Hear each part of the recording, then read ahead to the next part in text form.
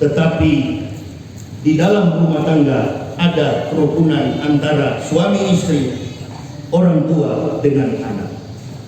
Saya break sebentar, saya minum. Rumah tangga akan jadi bahagia. Soal rizki nanti Allah yang turunkan. Soal berkah nanti Allah yang turunkan. Allah melihat bagaimana kehidupan rumah tangga. Allah melihat bagaimana kehidupan masyarakat. Allah juga melihat bagaimana kehidupan negara. Pak Maruf dan Pak Jokowi ini anggaplah ibu dan bapak. Joko Widodo bapak, Maruf Amin ibu. Betul apa betul? Sekali lagi, menggambarkan struktur negara, karena ini bukan di kampus, ini di lapangan luas. Kemampuan menerima sebuah makalah dalam substansi akademik tentu lemah ibu bapak. Mungkin ada di sini yang hadir juga tidak berpendidikan. Maka saya gambarkan secara simple logik dengan logika sederhana konteks kehidupan bernegara. Supaya apa? Ini munafik-munafik tahu bahwa kami ustadz-ustadz ini punya konsep melampaui dari para politikus. Allahu Akbar. Jangan berpikir bahwa saya Uwas dan Zulkarnain, Haikal Hasan dan lain sebagainya, teman-teman yang lurus di jalan Allah, kami nggak paham berpolitik, kami lebih piawai, kami lebih cakap, kami lebih tajam melihat realitas politik. Jangankan politik nasional, internasional, global, kami paham. Makanya untuk menggambarkan siklus politik dalam arus kehidupan global, modernisasi era sekularisme digambarkan dalam kehidupan rumah tangga. Lebih mudah untuk memahaminya karena kita semua merasakan. Kebetulan Islam ini juga agama yang kontekstual. Apapun yang pernah, sementara dan akan terjadi, Islam sudah mencatat dalam konteks kebenaran Kitabullah Al-Quranul Karim, ditambah dengan panduan akhlak moralitas manusia yang bertutur dari mulut ucapan lisan Nabi yang kita kenal dengan hukum hadis sunnah Rasulullah. Pak Maruf adalah wakil, Pak Jokowi presiden.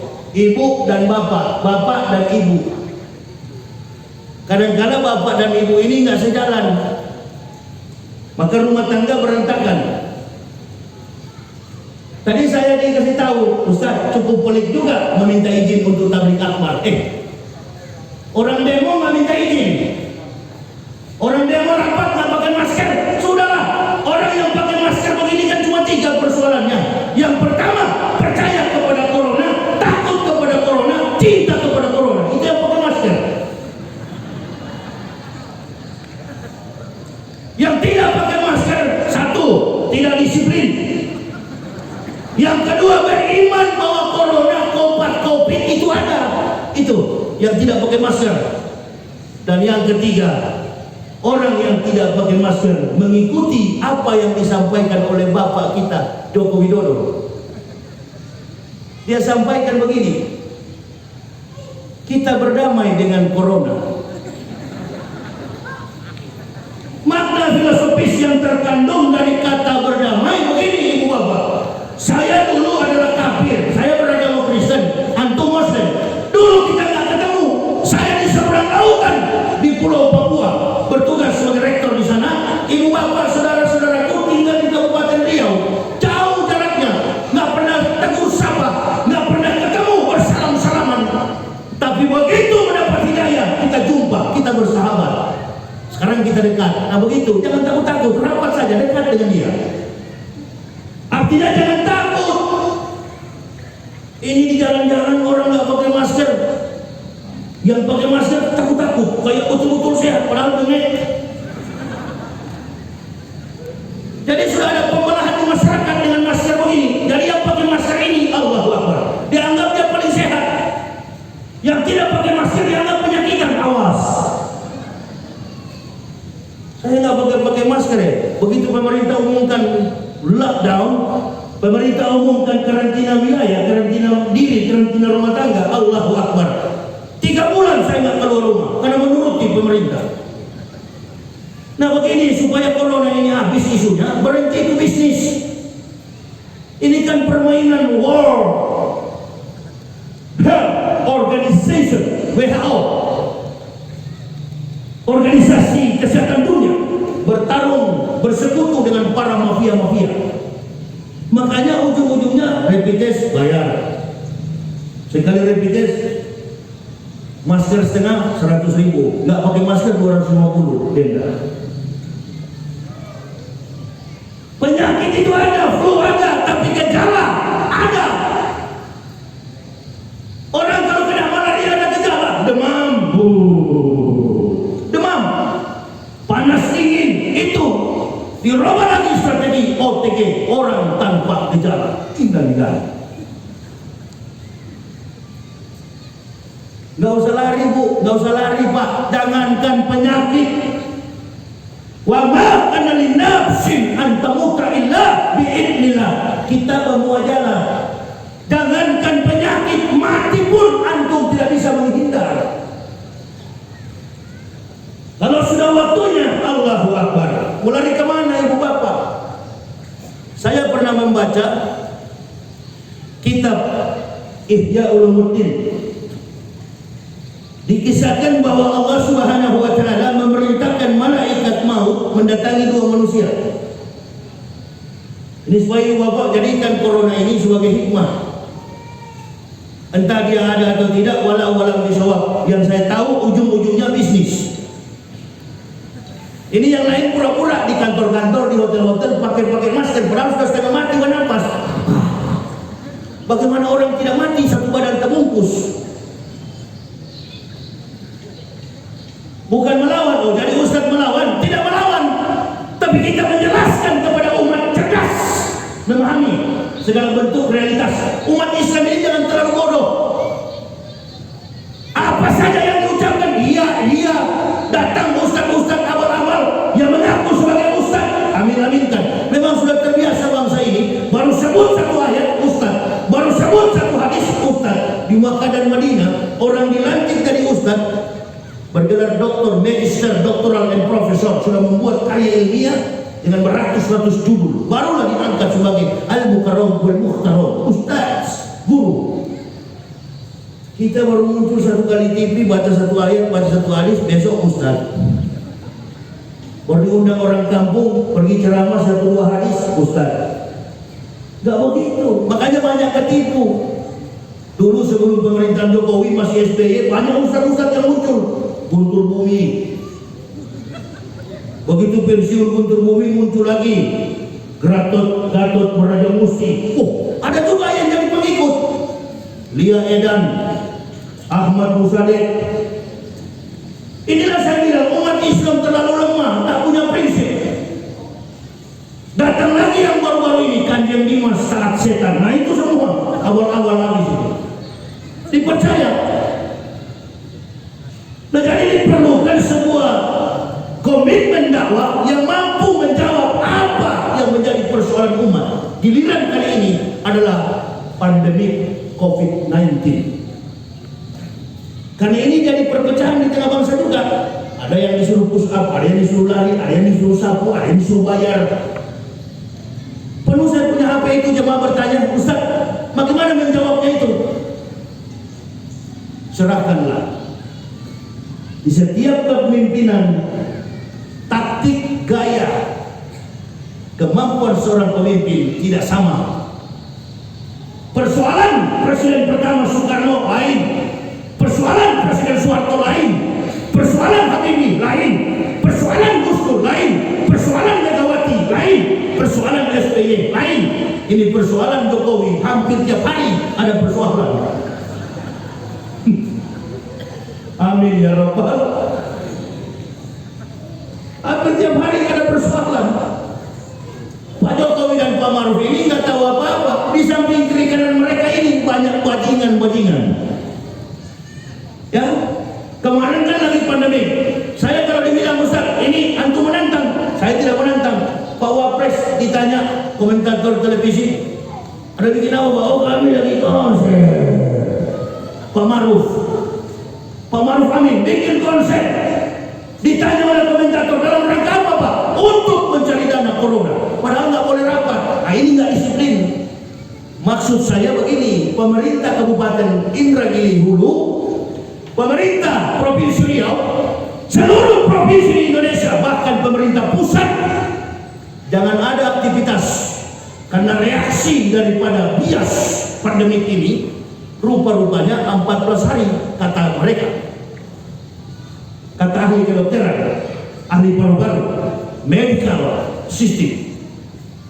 Dalam sistem medikal, sistem inkubasi, sistem diagnosa, penentuan atas penyakit seseorang, katanya wabah ini, virus ini 14 hari baru dia akan pergi. Nah, kalau 14 hari presiden diam di rumah 14 hari, menteri-menterinya diam di rumah, semua pemerintah diam di rumah, masyarakat jangan ada di luar 14 hari, 14 malam, disiplinkan diri. Tapi ini dia bikin 14 hari, dia sibuk kesana kemari, tentara polisi mondar mandir. Duduk dalam rumah, disiplinkan, bilang sama diri pribadi, hei diam di rumah.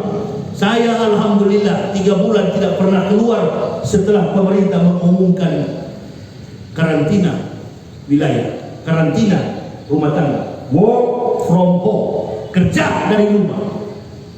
Jamaah bertanya sama saya, Ustaz kenapa nggak muncul ceramah lagi? Oh nggak boleh, ada physical distance and social distancing, ada pembatasan sosial, ada pembatasan fisik. Karena memang dia tidak boleh bersentuhan. Saya terus menganalisa, Allahu Akbar, semua ragam penyakit, semua jenis penyakit selalu mempunyai dampak awal sebelum ada diagnosa. Ya memang jangankan nantilah selesai virus corona ini, tetap jangan berdekatan dengan orang TBC kalau sholat berjamaah. Sekali dia droplet, karena dokter mengatakan droplet itulah yang menyemburkan virus, sehingga yang berlawanan bicara dengan kita akan menghirup, akan teracuni. Nah, kita masyarakat meminta kepada pemerintah, tolong berikan testimoni, berikan kesaksian, siapa orang yang pernah mengidap virus COVID-19, siapa yang pernah sembuh dari corona. Kami masyarakat ingin dengar di depan publik bagaimana dia rasakan. Sampai hari ini tidak ada kawan. Ada atau tidak sampai hari ini? Ada atau tidak? Nggak ada kawan. Orang-orang yang berkepentingan bisnis, kita berdoalah supaya Pak Jokowi berapa banyak dana dikucurkan, belum lagi ditambah dengan 90,4 miliar yang diberikan kepada buser-buser jahanam. Sehingga ada profesor berdebat dengan Rocky Gerung, Allahu Akbar. Ibu bapak, saudara-saudaraku, profesor itu bukan gelar. Profesor itu adalah profesi. Gelar terakhir manusia itu adalah doktoral, program doktoral. Profesor bukan gelar.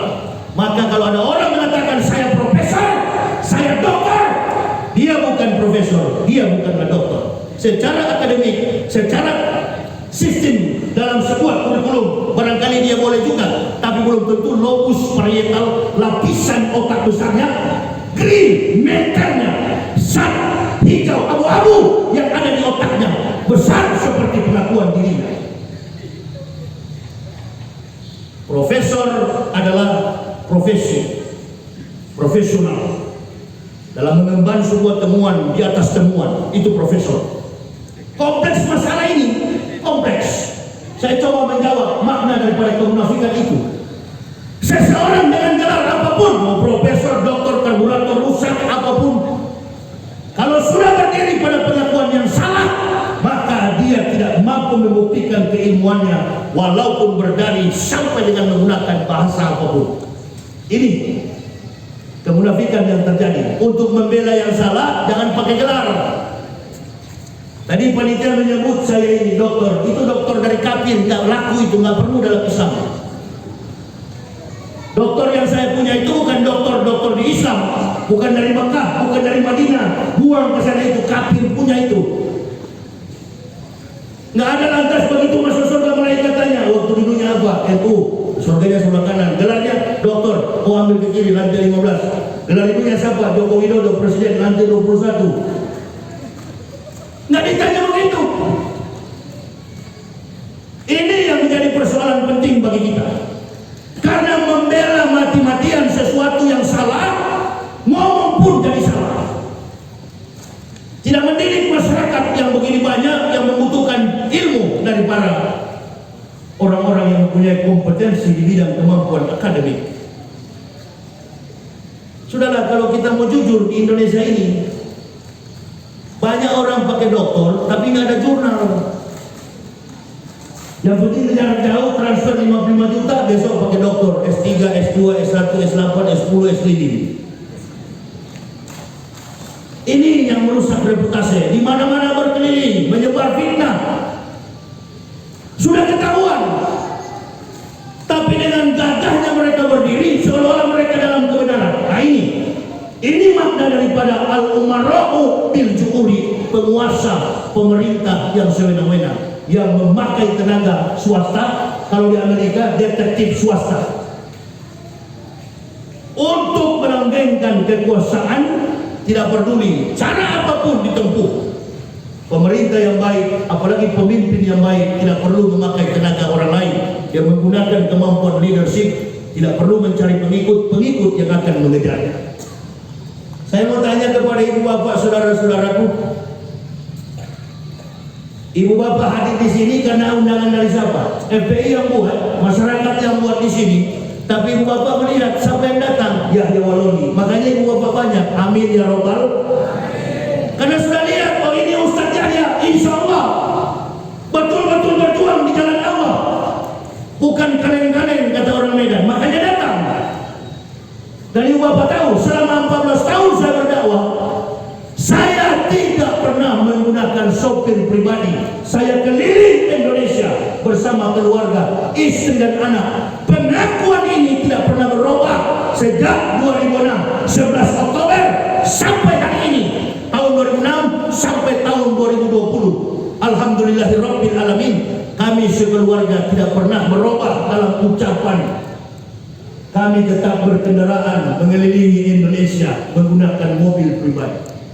Besok saya ceramahnya di Bunut, tanggal 5 saya ceramahnya di Medan sampai tanggal 9. Pakai mobil, dan dari awal saya berdakwah tidak pernah pakai sopir, saya sendiri yang bawa.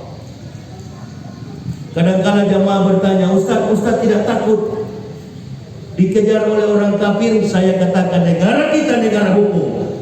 Siapa yang melakukan kejahatan pasti dihukum. Saya nggak pernah ada rasa takut, saya bilang. Sudah putus urat takut saya. Yang saya takut kalau saya tidak sholat 5 waktu, karena itu adalah perintah paling utama. Afdalul akmalu as-sholatu khams. Amal yang paling utama adalah sholat 5 waktu. Itu yang saya takuti. Kalau hanya takut dengan jenderal-jenderal 100 bintang sekalipun, saya tidak pernah takut. Takut dengan siapa? Takut dengan bayang sendiri. Kita orang beriman. Orang beriman tidak mungkin melakukan pelanggaran hukum. Hukum Allah saja dia taat, apalagi hukum manusia. Tapi Ustaz bicara begini, ya memang bicara begini karena kebenaran. Pemerintah yang tidak adil, al-umara'u bil ju'uri, penguasa yang sewenang-wenang, dikit-dikit tangkap, dikit-dikit penjara, hanya masalah sedikit penjara. Orang-orang yang di pihaknya, di pihak penguasa, melakukan tindakan apapun, menghina orang, memfitnah seseorang, lolos. Termasuk yang berkata kemarin Islam itu agama teroris, innalillahi, Abu Jomos. Kalau Islam agama teroris, tidak mungkin saya masuk Islam. Teroris itu ISIS, OSOS, USUS, SS. Itu adalah by design from Jews. Itu adalah gerakan teroris yang dibuat oleh Yahudi dan Amerika. American Israel Public Affairs Committee, AIPAC. Saya tahu itu karena saya dari sana. Dia yang mengendalikan kekuatan supaya apa? Bisa menguasai lahan minyak yang ada di Timur Tengah dengan meniupkan isu seolah-olah Islam teroris. Kalau Islam teroris, agama Jokowi apa itu? Agama Jokowi apa? Islam. Agama Kapolri itu siapa? Idam Aziz Kapolri. Agamanya Islam. Agamanya Panglima Islam. Kok bisa jadi begini logika kita?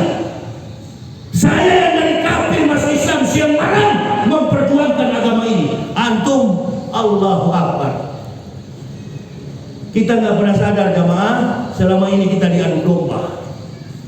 Ya, selama ini kita diadu domba. Walan tarda ankal yahud wala nasra hatta tatabi'a millatahu. Di saat kita berkelahi, kafir mulai bermain pemurtadan di mana-mana. Umat kita diambil satu persatu, kemudian dimurtadkan oleh kafir. Belum lagi ada satu gerakan yang ingin merubah falsafah negara kita, komunis mulai berkuasa di mana-mana. Bahkan dengan bangganya anggota parlemen, seorang anggota DPR mengatakan, saya bangga menjadi anak PKI. Ini kalau di zaman Pak Harto, kalau di zaman SBY sudah masuk penjara. Pak Jokowi juga pernah bilang, kalau ada PKI saya gigit. Begitu ada yang ngaku sampai sekarang dia nggak gigit. Ini saya katakan al-umara'u bil jumhuri. Kacaunya ukhuwah Islamiyah yang kedua, wal arabu bitasubi. Orang Badui yang panati suku. Wal arabu bitasub. Orang Badui yang panati suku. Saya senang jadi orang Islam. Kenapa? Semua masjid boleh masuk. Nggak ada masjid Padang, masjid Jawa, masjid Sumatera, masjid Aceh, bebas. Semua umat Islam boleh beribadah di masjid manapun. Begitu masuk azan, Allahu Akbar, Allahu Akbar, Allahu Akbar, Allahu Akbar, Asyhadu an la ilaha illallah. Azan di mana ini? Oh, di sana, masjid di sebelah pagar, di sebelah kantor bupati, di sebelah kantor lurah, di sebelah kantor camat. Azan di mana ini? Oh, di gunung. NU Muhammadiyah, labelnya hanya di hati. Begitu masuk berjamaah, imam mengatakan rapat dan luruskan shaf. As-salatu jami'an rahimakumullah. Mudah-mudahan Allah merahmati sholat ibadah kita. Semua jadi satu, nggak ketahuan pakai jenggot, nggak pakai jenggot, celana jingkrak, celana panjang, yang pakai jodol silakan. Gabung semua satu masjid, beribadah. Sholat subuhnya 2 rakaat, zuhurnya 4 rakaat, asarnya 4 rakaat, maghrib 3, isya 4. Total sehari semalam 17 rakaat. Kalau di Kristen nggak boleh begitu. Katolik ibadahnya sendiri, Protestan nggak boleh ke Katolik. Katolik tidak boleh ke Protestan, Protestan tidak boleh ke Pantekosta, Pantekosta tidak boleh ke Betel, Betel tidak boleh ke Gergaji, Gergaji tidak boleh ke Palu. Coba tanya orang Kristen kalau boleh. Nggak boleh, karena tata cara ibadahnya, kitabnya pun beda. Sesama Kristen kitabnya beda. Kami sebagai orang yang berpengalaman, waktu saya pendeta dulu, saya berdiri di mimbar gereja dan saya pidato, dengarlah firman Tuhan.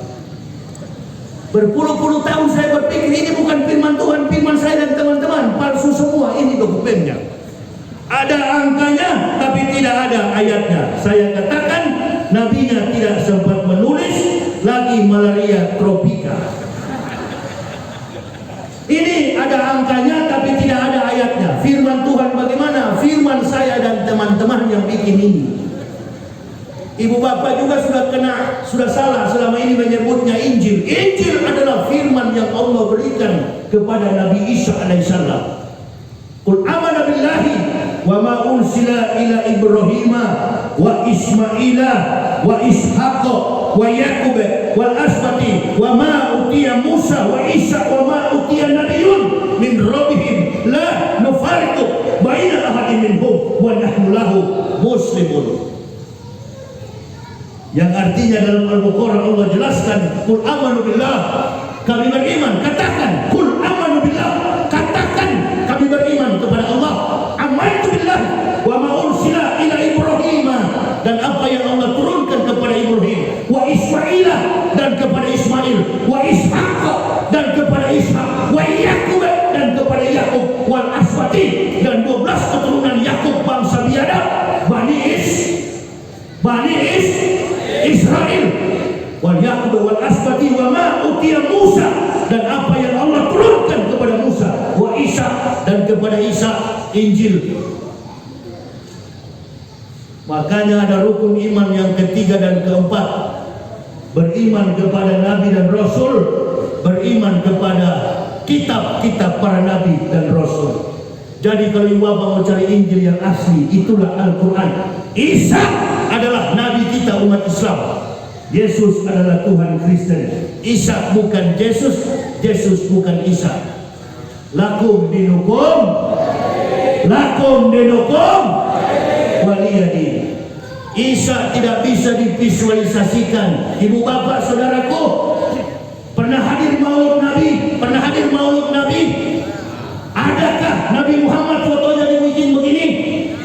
Adakah fotonya dibuat begini seperti Habib dan saya? Seperti panitia? Ada atau tidak? Gak pernah ada Nabi Muhammad dalam bentuk gambar, lukisan maupun foto. Mengapa? Karena Nabi Muhammad hidup di zaman yang belum ada foto. Lalu bagaimana mungkin Nabi Isa yang 576 tahun sebelum Nabi Muhammad ada fotonya? Atau dikafirin? Mulai dari mana jadi Tuhan? Ini bukan menyinggung orang Kristen, mengatakan orang Kristen kembalilah masuk Islam, menyerah sajalah kalian, sunat. Di sini ajaran Nabi Isa di Islam. Ibu bapak jangan berkata bahwa Nabi Muhammad bawa Islam. Argumentasi dari mana itu? Tidak teologis. Nabi Muhammad bukan membawa Islam, Nabi Muhammad menyempurnakan Islam. Pada hari ini, wahai Muhammad, kata Allah, kami sempurnakan Islam menjadi agama.